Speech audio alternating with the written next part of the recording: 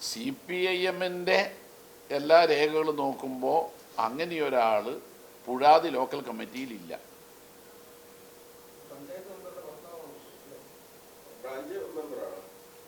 Branch മെമ്പറും അല്ല. പാർട്ടിയായിട്ട് യാതൊരു ബന്ധവും ഇപ്പോൾ ഇല്ല. ഇനി ആരെങ്കിലും പാർട്ടിക്കാർ ഉണ്ടെങ്കിലും സ്കൂട്ടർ നൽകാമെന്ന് പറഞ്ഞിട്ടോ ലാപ്ടോപ്പ് നൽകാമെന്ന് പറഞ്ഞിട്ടോ ആരെങ്കിലും കാശ് വാങ്ങിയിട്ടുണ്ടെങ്കിൽ കർശനമായ നിലപാട് പോലീസ് സ്വീകരിക്കണം. അതിൽ യാതൊരു തർക്കവും CPM-നില്ല. ഞങ്ങളിത് പറഞ്ഞത് ലാലി വിൽസൻ്റെ 46 ലക്ഷം അക്കൗണ്ടിലൂടെ വാങ്ങിയതിൻ്റെ രേഖ വന്നതുകൊണ്ടാണ്. അതുപോലെ AN രാധാകൃഷ്ണൻ തന്നെ പറഞ്ഞിട്ടുണ്ട് വാങ്ങിയ പൈസ തിരിച്ചു കൊടുക്കും. അപ്പോൾ വാങ്ങിയത് സമ്മതിച്ചു. വാങ്ങിയ പൈസ തിരിച്ചു കൊടുക്കാൻ വേണ്ടിയിട്ട് നടപടി സ്വീകരിച്ച ഒരാളാണ് UDF-ൻ്റെ MLA നജീബ് കാന്തപുരം. വാങ്ങിയെന്ന് തെളിഞ്ഞു. വാങ്ങിയ പൈസയുടെ രേഖകൾ ഇപ്പോൾ പുറത്തു വന്നിട്ടുള്ളതാണ്. ഇടുക്കി MP, മൂവാറ്റുപുഴ MLA ഉൾപ്പെടെയുള്ളവർ.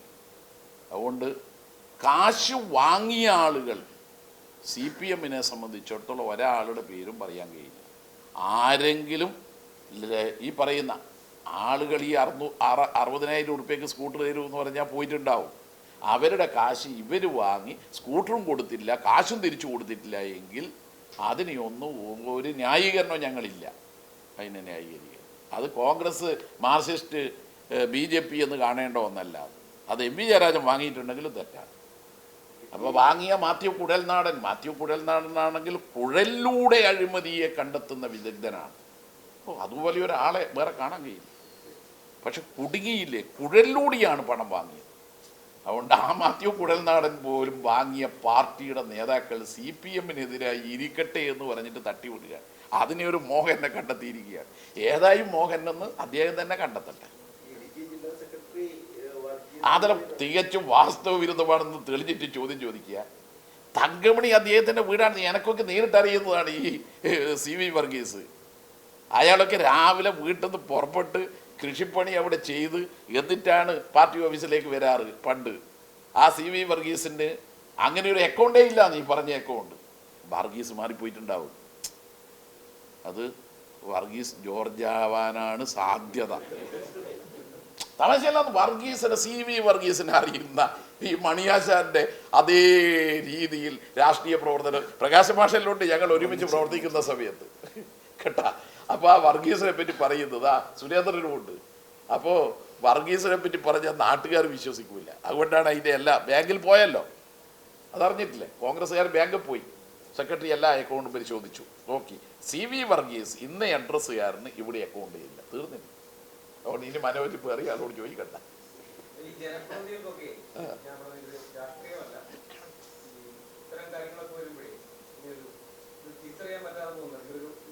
അല്ല, അതിൽ ഒരു പ്രശ്നമുണ്ട്. അത് മാർട്ടിനും പറഞ്ഞിട്ടുണ്ട്.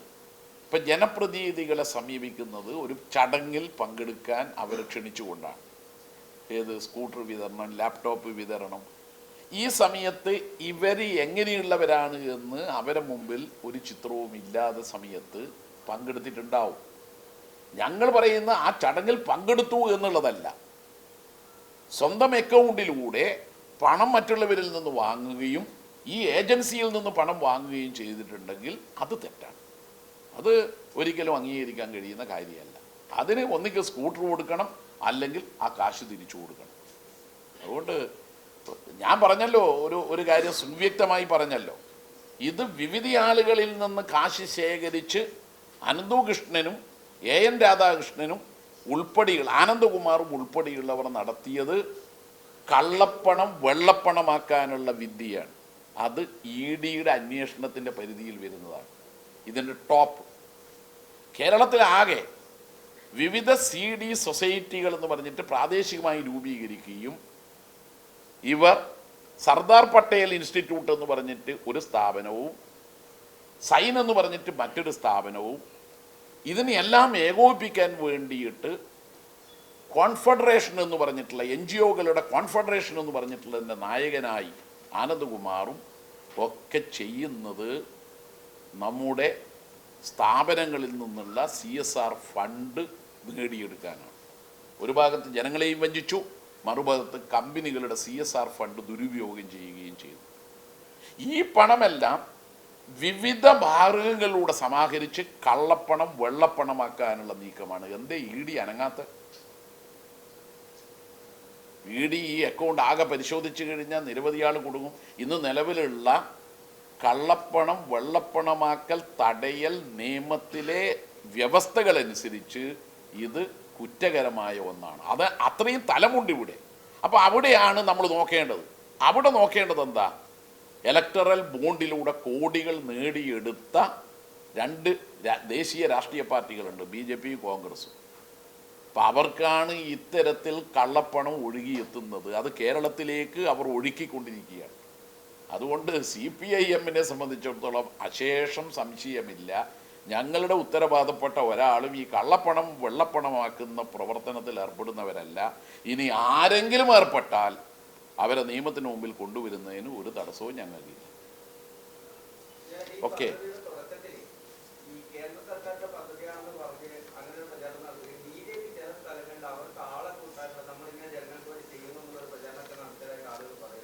അതല്ലേ ഞാൻ കഴിഞ്ഞ ദിവസം പറഞ്ഞത്. യഥാർത്ഥത്തിൽ ഇതിൻ്റെ തുടക്കം എന്ന് പറയുന്നത് കേന്ദ്ര സർക്കാർ സൗജന്യ നിരക്കിൽ വിവിധ സാധനങ്ങൾ നൽകുകയാണ്. അത് ഓൺലൈൻ മെമ്പർഷിപ്പ് BJP ക്ഷണിച്ചപ്പോൾ അവർ പ്രതീക്ഷിച്ച രീതിയിൽ BJP-യിലേക്ക് ആൾ വന്നില്ല. അപ്പോൾ ആളെ പിടിക്കാൻ വേണ്ടി കണ്ടെത്തിയ മാർഗമാണ്. അതാണ് തുടക്കം. അതെല്ലാവർക്കും അറിയാം.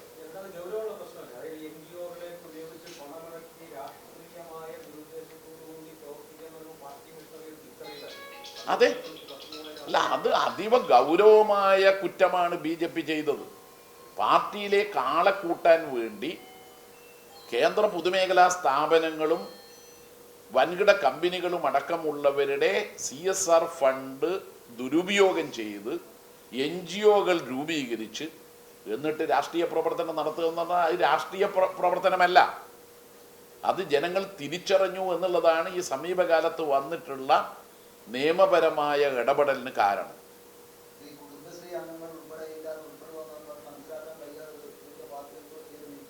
അല്ല, കുടുംബശ്രീ അംഗങ്ങളെല്ലാം എന്ന് പറഞ്ഞാൽ ഇതിൻ്റെ സത്യം എന്താ? MV ജയരാജന് ഒരു 60,000 ഉറുപ്പ്യക്ക് 1.5 ലക്ഷത്തിൻ്റെ സാധനം തരൂ എന്ന് പറഞ്ഞാൽ ഞാനും ആദ്യം ഒന്ന് എടാ നമുക്ക് 1 ലക്ഷം 1.5 ലക്ഷം ഒന്നും കൊടുക്കാനില്ലല്ലോ, ഒന്ന് കിട്ടുമോ നോക്കാലോ എന്ന് തോന്നിപ്പോകും.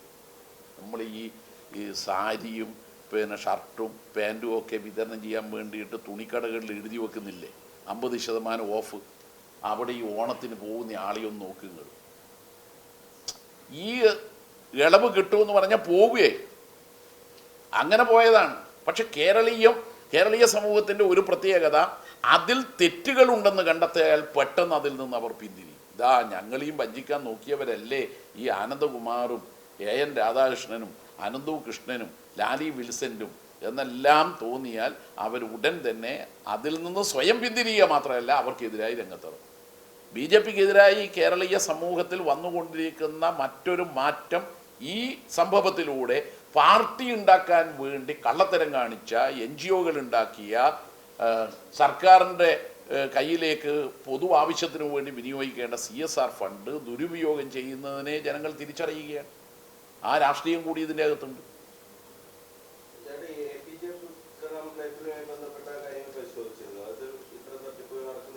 അതിനെപ്പറ്റി ചില ആക്ഷേപങ്ങൾ വന്നിട്ടുണ്ട്.